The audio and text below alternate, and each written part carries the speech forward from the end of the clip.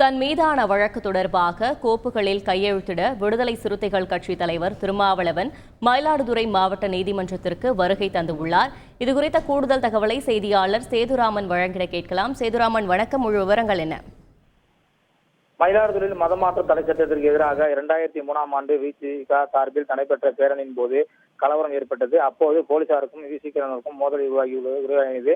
மேலும் பொது சொத்துக்களை சேதம் விளைவிக்கப்பட்டதாக தொடர்பாக பல்வேறு பிரிவுகளில் வழக்கு பதிவு செய்து விசாரணை நடைபெற்று வந்தது. இவ்வழக்கில் விசிக தலைவர் திருமாவளவன் உள்ளிட்ட 42 பேர் மீது வழக்கு பதிவு செய்யப்பட்டு வழக்கு 3 பிரிவுகளாக பிரிக்கப்பட்டு விசாரணை மயிலாடுதுறை நீதிமன்றத்தில் நடைபெற்று வருகிறது. இவ்வழக்கு இதனால் வரை விசாரணைக்கு ஆஜராகாத திருமாவளவனுக்கு பிடிவாரண்ட் பிறப்பித்து கடந்த மாதம் ஜூலை 31ஆம் தேதி மாவட்ட அமர்வு நீதிபதி விஜயகுமாரி உத்தரவு பிறப்பித்தார்.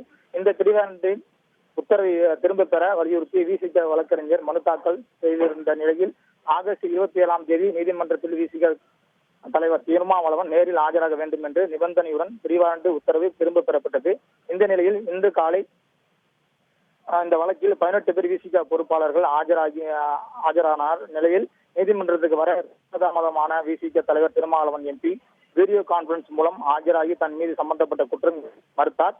தொடர்ந்து விசாரணை செய்த மாவட்ட நீதிபதி விஜயகுமாரி இந்த வழக்கின் விசாரணைக்கு வருகின்ற செப்டம்பர் மாதம் 11ஆம் தேதி ஒத்திவைக்கப்பட்டது என்று கூறினார். தொடர்ந்து நீதிமன்றத்திற்கு வந்த திருமாவளவன் நீதிமன்ற ஆவணங்களில் கையெழுத்திட்டு அதனைத் தொடர்ந்து பல்வேறு கட்சி நிகழ்வுகளில் கலந்து கொண்டு இருக்கிறார். விவரங்களுக்கு நன்றி சேதுராமன். செய்திகளை உடனுக்குடன் தெரிந்து கொள்ள உடனே சப்ஸ்கிரைப் பண்ணுங்க.